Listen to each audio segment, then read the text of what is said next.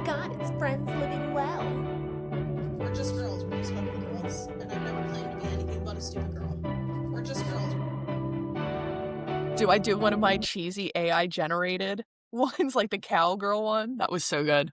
I mean, AI might destroy all of us, but there are some fun experiences to be had in between. I mean, it's definitely coming, like trying to come for our jobs, but I will fight it to the death. So I don't even know what to think about it. It's like, I feel like it's way over my head. I'm like, aren't there movies of like Inception and stuff about this that I would just not? I'm like, didn't we learn from like iRobot? But you know what's also really cool about that, now that you're saying it, I thought of you the other day because I am really wondering what is that going to do to culture over time. There's always, like, since COVID, there's been such an emphasis on everything online and kind of people being more isolated, especially during that time of COVID. So then with AI and everything kind of getting taken over and more technology based, it's like, is there going to be even more of a culture shift and value for connection and authenticity and being with people and Yeah. Well, I feel it's so funny because I feel like I do have a lot of clients that will come to me and be like, they'll be like, I was experiencing anxiety. I was experiencing this. And I'll be like, okay, what did you do to kind of like help support yourself? And a lot of times I could tell they feel guilty and they'll be like, I use Chat GPT. And I'm like, okay, like that's okay. Right. It's not that using it is a problem. It's more about like how you're using it. Like, it's okay to be like, "I'm feeling anxious, can you give me, like, a breathing exercise?" Or, like, kind of specific. more structured tools, or, like, "Can you give me, some type of grounding tool?" That's different than using it as therapy because it's not a human. You named the perfect thing too. Like, it's such a specific example that you gave versus this broad, like, I'll hear people be like, I just put in my journal, my just like dream journal and entry, and then it just gives you like a tarot card reading of just possibilities, which are cool fantasy, very creative, who knows? But you have to use it that way then. You can't take it Yeah. for fact or Exactly. It's like exactly. It's like having realistic expectations of what it can and what it can't provide, and also like what it shouldn't provide. I'm really interested in that. We'll have to talk about Yeah. that more sometime because there's so many examples coming out of what they call like that AI psychosis. And I'm just so interested to hear people's perspectives when they're like, I never experienced anything like this before. I would have considered myself like very grounded and having like a very realistic orientation. And then boom, found myself feeling psychotic, completely lost reality. Lost in it. Lost reality. 100%. Okay. Been there, done that. I know. I'm like, I've gotten into like ChatGPT holes. I didn't even need ChatGPT to have moments where I'm like, what is reality? I was on MySpace, like, what is happening? Oh, shouldn't even get me started. I'm like, I'm in like Reddit holes. So, Okay. All right. Before we go any all further, right, here we go. hey, everybody, thanks for being here. Episode, believe it or 31. We're here for episode 31. Whoop, whoop, whoop. Get it. And today we have a very special guest, co-founder of Full Living Wellness, Miss Ashleigh Persico. So excited to have you back. Hello. Hello. This is our first episode, just us two. Very true. Yes, because the first one that we did was with our love, Miss Kelsey. Yeah. We've done us three, and then we've done me and Kelsey, but we've never done just you and I. Oh my God, I completely forgot about that one when I was in my surgery recovery. Yeah, Like, that one went off the rails. So we'll see how this goes. the pressure's on. We both have ADHD. We're like, ah.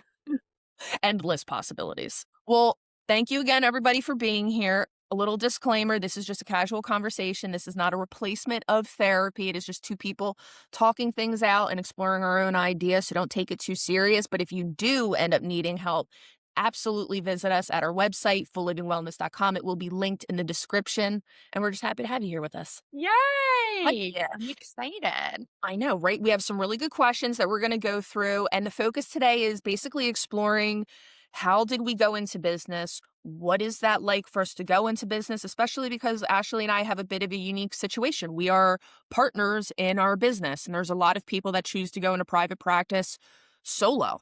And we decided to take a completely different route. So we're just going to go through some questions and reflect on that a bit. Yeah, I feel like we have like multiple layers kind of to our business where it's like we're business partners, but then we are also friends. Like, and then you have been like a mentor to me. So there's like so many layers to it. History.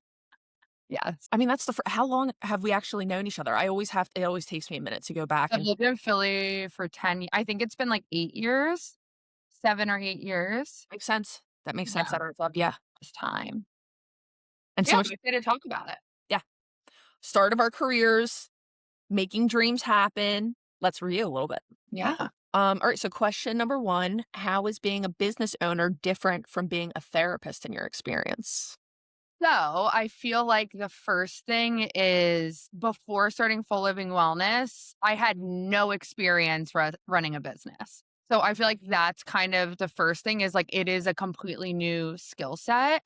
I have a lot more experience being a therapist through like education, through work experience. So I feel like coming into this, I felt much more confident in terms of my clinical skills. But I was like, I have no idea how I'm gonna be as like a businesswoman. So I feel like that was a major difference. And I feel like initially it created a lot of self-doubt of like, I don't know a lot of things. What if I'm not good at this? How do I find this information? So I feel like that was one of the biggest differences initially. Was a sense of confidence going into it. Yes, exactly. Exactly. And then I also feel like so much of the work that we do with clients is so much more focused on like the here and now and in this moment. And so much of being like a business owner is future oriented and long So, term. And I feel like it's a lot of like code switching with my brain of going from, like, being in a clinical kind of mindset of being so focused and trying to get people on, like, the here and now and being present, and then, like, 5 minutes later, I'm meeting with you, and I'm like, "Okay, we need to talk about the future and talk about goals." in 2 months, we're going Yeah. to do this. And in 6 months, we're planning on this. And Yeah, yeah. it's a lot of I feel like code switching is, like, a good word, like, a lot of just, like, needing to switch up how I'm using my brain and even, like, the language I'm using, so it's a lot of that. Right? Yeah, it's such a different orientation, and especially when you're practicing having people value as a tool, stay in the present, don't think too far. That's a helpful place to sit with for a moment, but don't get stuck there either. And then we have to remind ourselves of that too, not to Yeah, get it's a lot. So I feel like that for me was kind of the biggest things. And I feel like another thing is at least who I am as a therapist is I'm very like I like to use like a lot of like intuition right. and just kind of like being in the moment and seeing where things go. And like a very like emotionally attuned, but then when it comes to the business side, it's kind of like you really need to put emotion aside, and I feel like that's kind of a skill that I feel like both of us have really like tried to work on of like it's not about how we feel.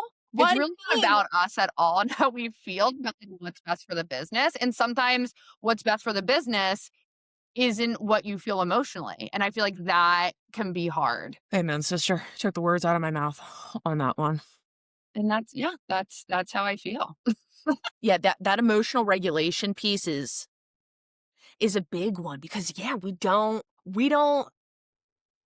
usually, especially in session, we're so used to containing that a lot of the time. Yes. We either contain it, we regulate it, or we use it. Hmm. And so in this one, there's a lot of like, let's sit on that. Yes. We don't know actually what the answer to that's going to be. So let's try it out and then we'll experiment and we'll see as we go. There's so much ambiguity that I think, especially even though it's intuition and it's not for certain, we have a sense of knowing about it that it doesn't feel very ambiguous. Like when you Yeah. and I practice, we have a very good sense of I know what I'm doing, I know where I'm going, and I know what's going to help the client most. Yes. It's a In lot of just like feeling in the moment. And I feel like we do use a sense of that with our business, but also there's a lot of moments where it's like, okay, I need to put that aside and go like a lot, like it's a lot more logical.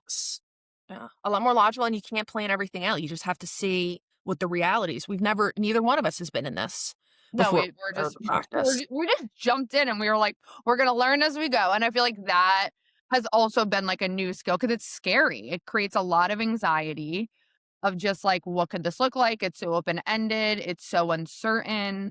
So I feel like also there's been like a huge shift of really needing to just like trust the process and be very flexible. It's a good follow up to that too. All right. Right.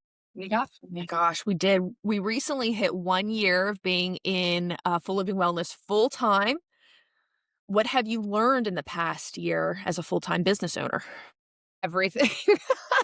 I'm Readjusting like, I everything. knew nothing. So I feel like I've learned so much, and I feel like there's still so much that I don't know.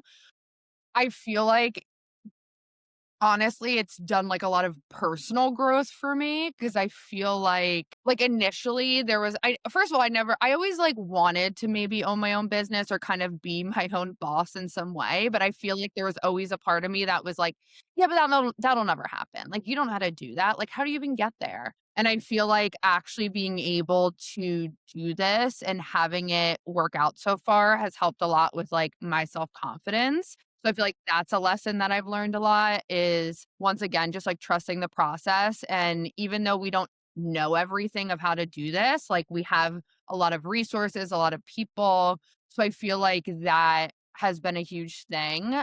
And I also feel like another lesson I've learned is kind of figuring out and realizing that one of the really great things about owning your own business is that you have a lot more control over making your work and your business work for you and your needs and how your brain works. And I feel like that was a huge lesson. Like, I feel like sometimes in the beginning, I know you and I had moments where it was like, okay, why are we doing this thing? Like, if it's not really working for us and doesn't feel like it's really aligned with how we work, how our brains work. And then we were like, well, just our business. We don't like have to do that.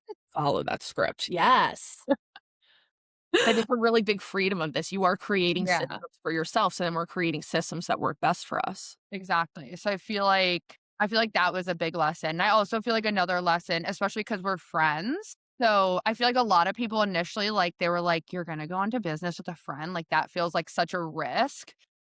Which I feel like we'll talk about, but It was in its own way. There was, it like, no was denying because that. there's so much Totally. to lose, right? Like, so I feel like part of like a lesson I learned was kind of like acceptance and like being really challenged with communication because there's been multiple instances and there'll be more where like we're not aligned on things and it's kind of like, okay, how do we talk about this while respecting each other as business partners, but then also respecting each other as friends? So I Yeah, feel like it challenged me a lot with just like not avoiding things and also being really intentional with how I'm communicating. exactly. Ugh, I'm getting flashbacks to our Longwood Gardens conversation. 'Cause that's Yes, I where mean it it. collided, the Yeah, business and the personal, like, we had this big moment. I don't even think we were, like, far into the planning of no, I think we just got the LLC. we were, like, just nailing out stuff, but that's the whole point, like, you start to notice the differences in how you think, you communicate expectations, and then it's how do you communicate through all of that together, and then noticing the tensions that come up with that, and I immediately was like, "Oh, this is like another marriage." Like, this level of having to be intentional and caring and try to really understand and put myself into it is just the same level as I do with my marriage, with my friendships and that what like 100%. 100%. There's like so much on the line. And that like day at Longwood, so me and Nikita and we had our LLC and we were like in the beginning stages of like, what is full living wellness? What do we want it to be? And we were aligning on a lot of things, but then we weren't aligning on other things. And it was which I can't even remember what they me are now. either. It was probably like a color palette or like something stupid. Divas. We were like, we were taking it both so So personal and serious. we were struggling so much. And then one day we Ego, were ego. let's just go to Longwood Gardens and like frolic. And I remember we were at Longwood Gardens. A storm was brewing. It was like this mystical, like the universe was coming together. I Our remember emotions were in the now, sky. We're yeah, witches. the sky was dark. There were bolts of lightning. And you're like, let's sit under this tent. And we got like a beer. And all of a sudden, like a lightning bolt struck. And we both just started sobbing. And we were like, we need to just like be better communicators. Remember the first thing we said is, "I don't wanna lose you as a friend." We were like, Yes. "We want this business so badly, Yes. but we didn't wanna lose each other as friends," and we were like, "This feels like a moment where we either figure this out and how we're gonna be or we're gonna break up." Exactly. It was a rupture and repair, and we figured it out, and then we sipped on our beers, and we frolicked through the rain, and now we're fine. We frolic. So, And yeah, then we just kind of keep doing that. and we You just and we just keep having those moments. lots of pauses, lots of I understand that. Here's this. Let me take that in. Yes. And it's a genuine care. I think that brings me, I don't know if that's part of that does kind of bring us into number 3, which is talking about if somebody asks you advice about going into private practice solo or in a partnership, what's some of the advice that you would give them.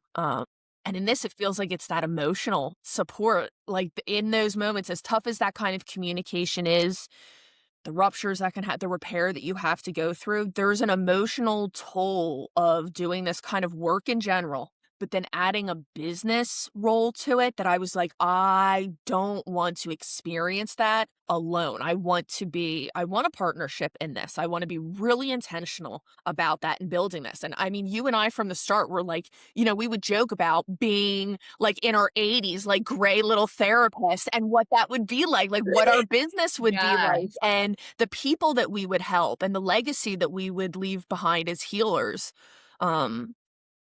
And so that was the core of everything. And those moments like at Longwood Garden showed that, of where we were like, I don't want to just go off on my own and I'll just figure it out on what Like, I I want. wanna do this together, and, like, that's why I'm upset, and, like, I wanna exactly, and I feel like there's pros and cons, I feel like, to both. Like, I feel like in solo practice, like, if you don't wanna have a group practice, or maybe you only wanna have a couple people, I feel like going to solo practice can be fine as long as you feel like you have a lot of support, side of the business of people to, like, go to, mentor, stuff like that.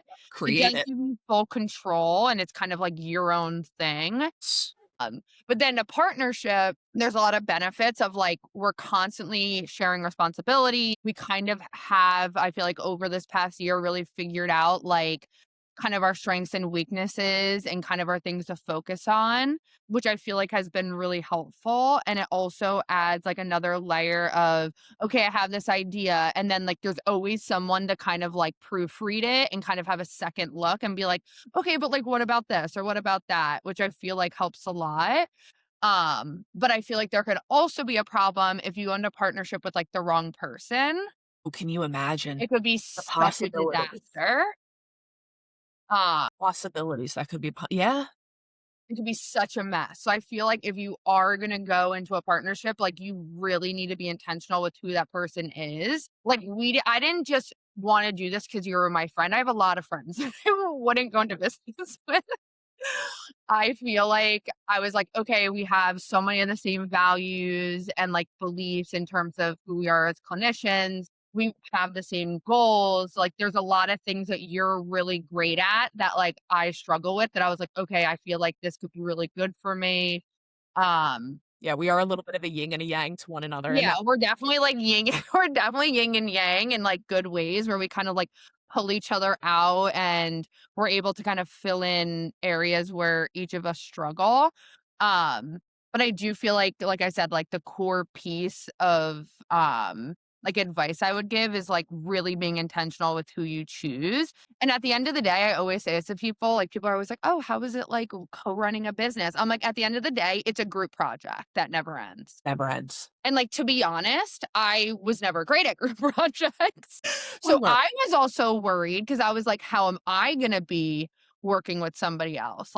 I'm like, because I feel like whenever I've done group projects, like, I've always struggled with trusting the other person And what work they're gonna and do, what and they're gonna do, and, like, is it gonna be the way I like it or what I think is gonna be right? So I feel like that's been a lot of work for me of, like, letting go. Like, I feel like it can create a lot of anxiety because I was definitely the group project person that was like, "Okay, this is wrong. I'm just gonna, like, do it myself."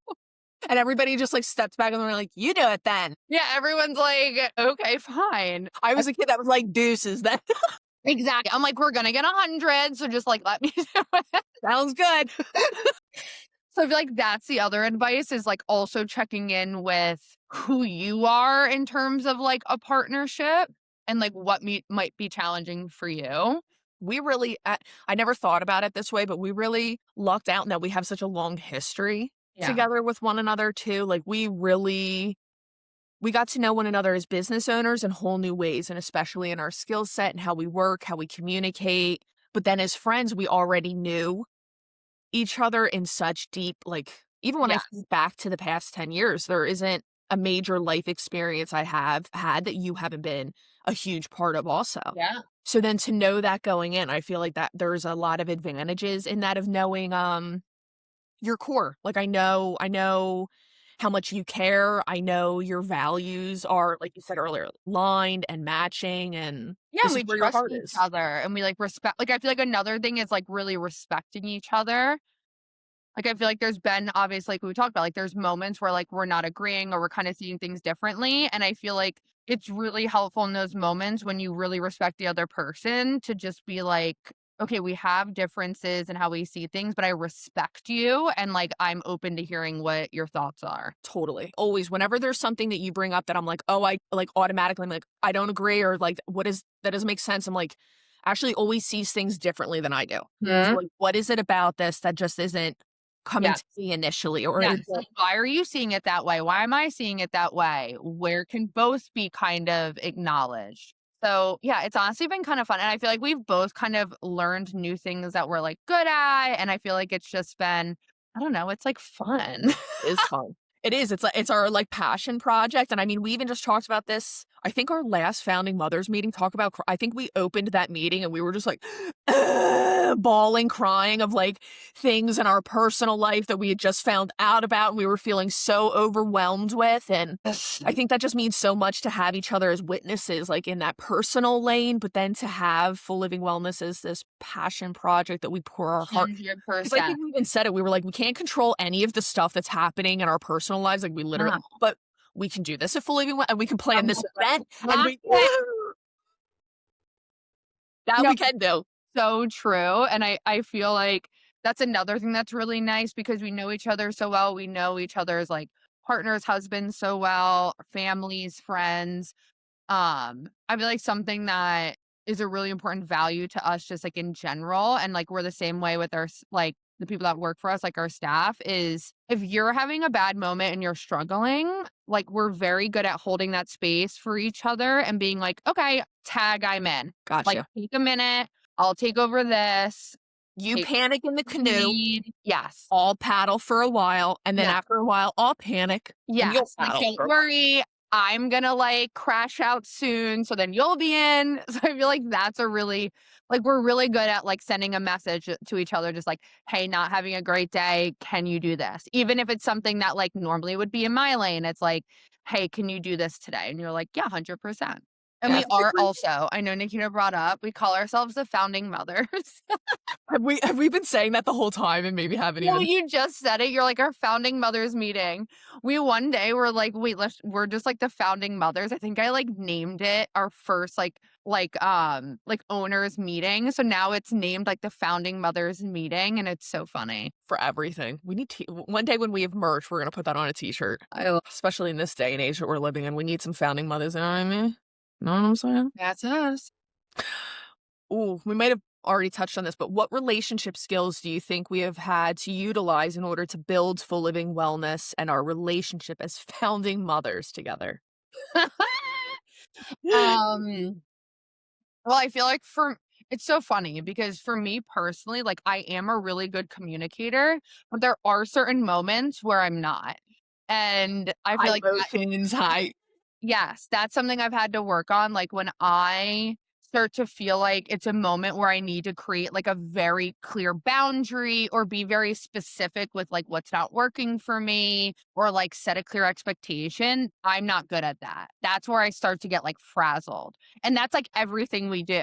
Right? Like everything we do, it's like, oh, here, just did this. What are your thoughts? Or like, what are your thoughts on this? So it's constantly like needing to check in and be like, okay, what are my thoughts on this? And I feel like Yes. that's a relationship skill that I've like really been trying to work on is like being courageous in moments where it's like, okay, this might bring up a little tension, but like Nikita's still going to be here and that's okay. We'll And figure I it feel out. like that's such a relationship skill that so many people struggle with. Like it's so much easier to avoid those uncomfortable conversations. Um, but like because we own a business, it's like I can't avoid that. Then things won't get done. And it's the intentionality of that too, of like thinking about what am I really asking for here? And why do I need that? Or why is it gonna help me function in this way? And Yeah. that's such a good rule to apply to really don't avoid it and really think about like what are you at and why does it mean to you what it means to you? Exactly, and I feel like that's another thing that I feel like both of us are constantly navigating. It's kinda like that, like, code switching mind of, like, okay, something with a business came up. I'm noticing something for me is coming up in terms of how I feel about this. Why am I feeling this emotion? Is this about the business or is this about me? And if it's just about me, I need to put that aside. And I I feel mean, like it's that's important. so hard because our identity is in the business. Yes. Like it still is an extension of each of us. So I feel like each of us wants to like hold space in that and hold on to what we think is like important. But then we need to like take a step back and be like, okay, but like what's important for like the collective? Yeah. And do I need to defend this thing? Yes. Is this important? Why am I doing this? And I feel like both of us will have moments where we're like, okay, so like why do we care? I was as you were saying that a few seconds ago, I was like, we use so much EFT, like the classics, which I use with my couples of like start with an I statement and then followed up with an emotionally focused statement. Because Yes. we will make something, we'll kind of look at each other like, would I do that? Like, what's the, and then we always followed up with, I'm feeling like this, or I'm thinking that this would be, and there's always understanding there of like, oh, so that's your intention, or you're worried about this, or you're Yeah. anticipating this. Now it makes sense. Yes, like being clear. Like I feel like that's another relationship skill of like being very clear with what and why you're thinking or feeling something. Like I feel like the ambiguity really just honestly draws out a lot of things that we need to get done. And then it's like, okay, well, you could have just said that in the beginning. Right? Yeah. So yeah, it's one of my favorite things about therapy too, is like the practice of being concise in that way. What am I trying to articulate here? Yeah, just say it. Spit it out. Spit it out. Get it out there. All right. Any other skills that we utilize or I think slowing down is the other thing, just like you were saying. If I feel something really strongly, I'm automatically like, am I tired? Is there something of my own needs coming up? Or do I need to answer this right now? And if the answer is I don't, this isn't an emergency, I don't, then I'm like, I'm curious how I'll feel about it tomorrow. Yes, I struggle with that. And that's something I've been working on because and I feel like that's like part of my like neurodivergent brain. And you know it too, where I'm like, I'm either like I'm not doing anything or I'm like In it. in it. Like I am submerged. I am not coming up for air. Everything is urgent. So I feel like that's something I've needed to work on where it's a lot of like kind of dropping back into my body and being like, okay, am I doing this from a place of urgency? Like, is this actually urgent or does this just feel important? And like, I need to switch my brain. Oh, yeah. I always notice that if I go to respond and I start getting frustrated because I can't get my words out fast enough, or like I have a typo and it's not, I'm like, that's my number one cue of I am too elevated and nothing of this is like a crisis. Needs to be figured out in this moment. Like, Oh, I'm the same way. Like I'll just start like just like word vomiting. My vision will get blurred. I'll start just like spazzing out and I'm just like I need to like go in timeout. when we say that we have to use the tools that we teach you, we are not joking. Oh, 100%. And we're human. So like of course sometimes we don't use that. Sometimes we just go off and we're just like, today's the day. Yeah, but slowing down I feel like is a huge thing. Really, I'll stop like once I start feeling like the physical signs that I am becoming dysregulated, I will be like, okay, is this urgent or does it just feel important? Mm, does it just feel? Does it just feel? So, yeah. Okay. Last question. JK, it's not a question. At the It top? re- It's the perfect segue of our upcoming group that I am facilitating that I am so excited about. And I have a little flyer I can bring up. Yes. You'll see it posted everywhere. upcoming human connection group, and it touches on exactly the things that we just really reviewed and talk about: how to show up in relationships, how to build relationships, how to address tension or conflict, how to go through repair. It's a group for everybody, all ages, all backgrounds, and it doesn't have any particular relationship type focus. This could be romantic relationships, family relationships, friendships, bits of relationships with yourself, because obviously we're half of a relationship. So, um, yeah, Yeah. if you guys are interested in it, we'll have that information linked as well, and it'll be starting up in like the next month or so. So Yeah, I'm super excited. Nikita came to me with this idea, and I feel like it was such a good idea because I know myself with like the clients I work with, this is a thing that I'm constantly navigating with my clients, especially in the kind of like I feel like it comes up a lot for people that are like late 20s, early 30s, where you're kind of in this very strange limbo period where all your friends are in different areas. Some are married, some are single, some have a job, some are going back to college. Like there's just so people are buying a house, some people, whatever. Everyone's everywhere. And I feel like it's the first time in people's lives where not everyone is like really in alignment. And I feel like it creates a lot of loneliness and just like not feeling connected to people. So I feel like this could be such a great group to just like really talk about that stuff and just talk about like how to stay connected to people and why relationships change. And like that doesn't mean you're necessarily losing someone. It's just things evolve. right. I read something the other day that was basically talking about how the depth of a community changes when those kind of frictions come up and those complexities come up. And I think that that's something that so many people are striving for, is to feel a deeper sense of connection with others and to also be witnessed by others, to have somebody that they feel like they really are seen by and understood by fully. 100%. And I have so many people, like I said, kind of like in that age range that I just brought up that want to meet, like be seen and met and connect with new people, but they also don't know how to.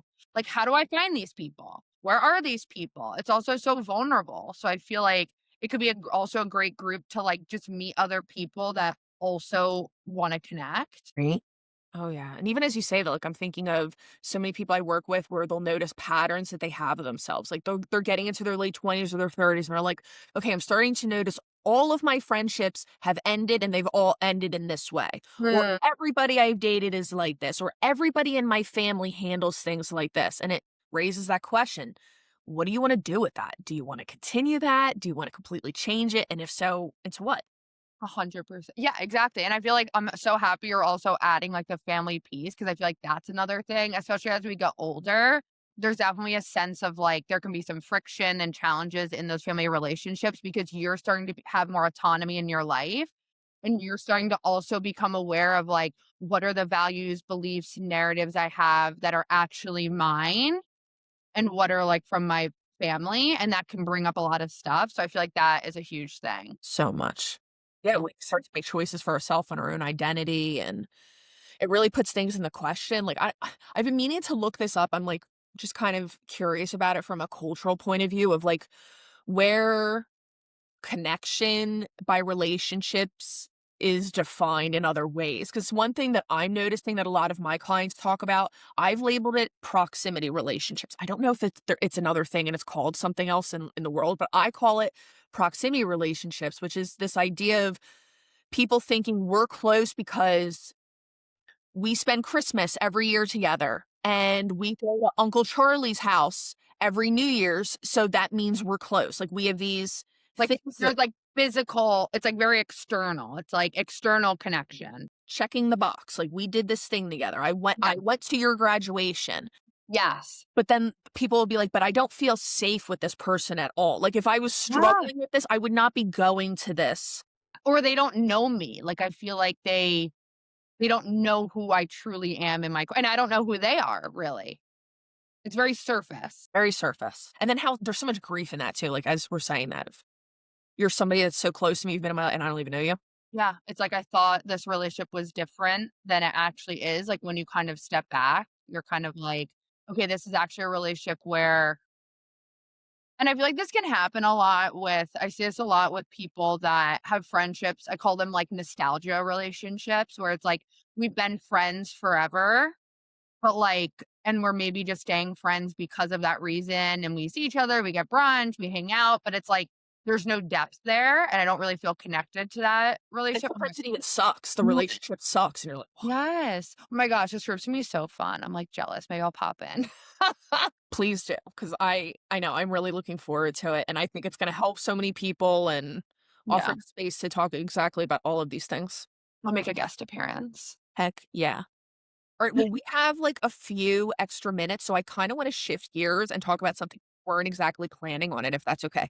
That's so fun. But we've talked about it before. I would love to play stupid and ask you questions, so you can answer them for me. What does out of network mean?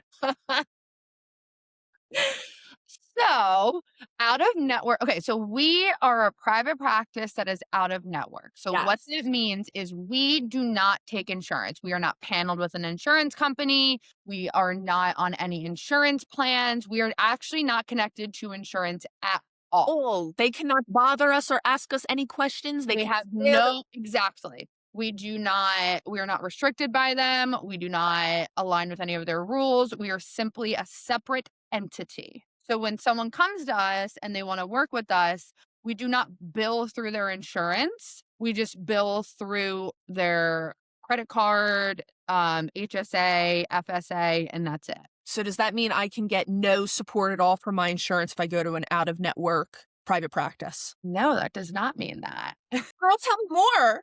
What that means is a lot of people are not aware of this, and I feel like Nikita and I also, like, weren't even fully aware of this ourselves. No. That's another thing, 'cause we should probably tag, like, the practice we worked for previously accepted all insurances, so we've seen both worlds, like, we've seen we very deliberately chose not to be involved for a 100%. reason, and we're very aware of what happens when a practice does. Exactly. Like Nikita and I, so like the first place we worked at was community mental health. So it was like a state run, like government, like run facility. So we saw like what that looked like. And then we worked for a large group practice that took every major insurance. We saw what that looked like. And then Nikita and I decided that we weren't going to take insurance for a multitude of reasons, which I'm sure we'll get into. Um, but yes. So just because we do not take insurance and we are out of network does not mean that we can't work with your insurance in some way. So what that means is we do something called super billing. So some people, not every person, not every plan has out of network benefits. And you can see this when you go to your summary of benefits. It's usually on your portal. There'll be a section that says out of network benefits. When you go there, it'll say if you have out of network benefits or if you do not. If you do not have out of network benefits, you cannot be reimbursed. So you will just have to pay the full price and not be reimbursed. If you do have out of network benefits, you have to see what your deductible is, just like an in network deductible. There is an out of network deductible. You have to meet that deductible. And then once that deductible is met, there's usually a certain percentage that the insurance company will reimburse you. So it's very similar to kind of the structure of like in network. Just a little more legwork on our end Exactly. as, And what would, yeah, physicians and also as the clients. exactly. And what would happen is, and you can call your insurance company to confirm everything, but you would come to the session. We would bill you through your credit card, HSA, FSA, whatever you use. We would then send you a super bill, which is like a detailed bill that says what the service was, what you paid for it, when you paid for it, what your diagnosis is, has whoever your therapist is. And you would take that and you would submit it to your insurance, probably through your portal. And once you start to meet your deductible, once that deductible is met, then you can possibly be reimbursed. And do we have a lot of clients that do that? We have so many. So many clients that do that. So many clients that do that. So many clients that when we told them about this, they were like, what? And then I was like, go and look or call your insurance. And they were like, oh my God, I had no idea I could do this. I had no idea I had this benefit. Also, they had no idea that they're almost paying the same exact thing if they were to use their insurance, like if they were to go in network, and they're like, it's the same thing. So I'm willing to pay. Yeah. And then that brings us to some of the reasons why, and we probably won't off the top of our heads be able to think of all of them. But as you're saying this, I'm like, one of the main reasons that we didn't want to work with insurance is because they tend to question and ask for therapists to literally argue back with documentation, explaining why there is a reason for services, which is um, also, like, really intrusive because they want to know exactly what you're working on within sessions and how that is negatively impacting your life, and to justify why that means that you need services to continue. And even then, they can shorten it. So they can at sometimes say, like, you are only approved for 5 sessions, and after And that, you're it's all done. on you. 100%. Yeah, I feel like there's so many. I feel like the main thing is that insurance, and I feel like it's becoming more restrictive. Insurance companies create a lot of restrictions, right? When you're partnered with an insurance company, essentially, if you're going to bill through them, they're in control of that process, right? They're in control of like determining if the person deserves services. They're also in control of what you're allowed to work on, and they're in control of what that work looks like and how long that work is done for. Which for us, in terms of the type of therapist we are, um, it just doesn't really align with our values because we are very like person centered. Like the client should be determining what's best for them, not the insurance company. So it creates a lot more freedom in terms of like the type of work that we're able to do. It also puts a lot more control in the client's hands So, of the pace they want to be on, the focus that they want to have, how long they want to be in therapy. Also, if it's someone that like doesn't meet really any like clinical diagnosis, right? like maybe they don't have anxiety, maybe they don't have depression, maybe they don't have, PTSD. Maybe they're just coming because they want to work on communication, or they're having a life transition. But unfortunately, in order for your services to be covered by insurance, we have to throw a diagnosis on there. Which then So is kind of listed puts as part of your medical record. exactly. It puts us in a position where we need to diagnose you in the first session that we meet you, because we have to diagnose you within the first intake. At that point, we don't know you. We don't know enough about you. We don't know the complexity about your experience. We don't understand who you are as a whole person, and we're really just like forced to throw a label on you that maybe isn't even true. Right? And then that Well, follows you. The diagnosis is on there. Also, when you work with someone that's out of network, you get like true privacy, because when you work with insurance, we are sharing your information with insurance, and they use that information for all yes, different they things. do. Um, and yeah, I just feel like it just creates more like personalized care.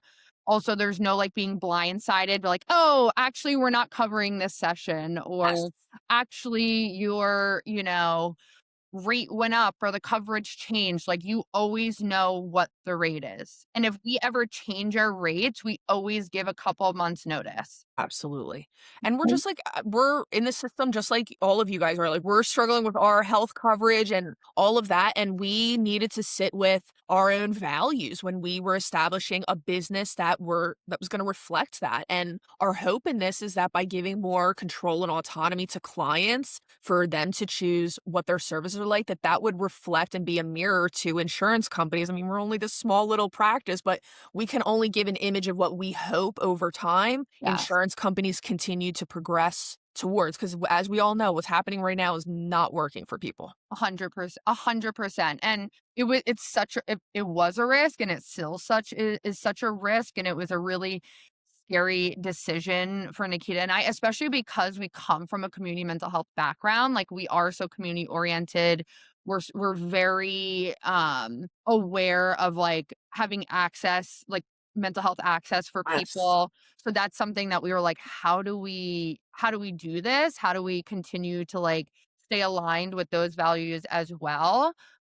So what we always explain to people is we have the super billing. We also have a certain number of spots that are sliding scale. So for anyone that has any financial stress, it doesn't mean that you can't have access to these services. We So would that rather bargain it with you and figure out a yeah, budget or what financially works for you for the goals that you have, and us just have an honest conversation about that, figure it out together than any other way. yeah, it's hard. It's hard, but I'm happy. And also, like, we are very confident in the quality of services that we provide. So I feel like that's another thing of it's worth it. I mean, our retention has been really high. Once people start working with us, they stay, they're making progress, they're reaching their goals.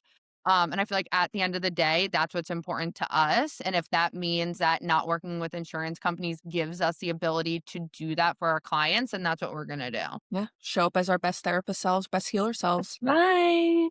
Boom. Yeah. You got me good at the questions. How'd I do? Did amazing. Oh, I so didn't I'm even so know glad it we was had time. mine. You're just like, give it to me. Give it to me, baby. We did good. All right. Well, this All right, was guys. so fun. Thanks so much for being here, Ash. I'm sure we'll do many episodes together in the future since we take on, like, I don't know, all of life together and stuff. I love this. This was so fun. I was definitely nervous, but then I always am nervous before. And then once I'm in it, I'm like, okay, we're just chatting. So this was Chatting. fun. Thank you, everyone. Thanks, guys. As always, be safe, take care of yourselves, and we'll see you soon. Bye.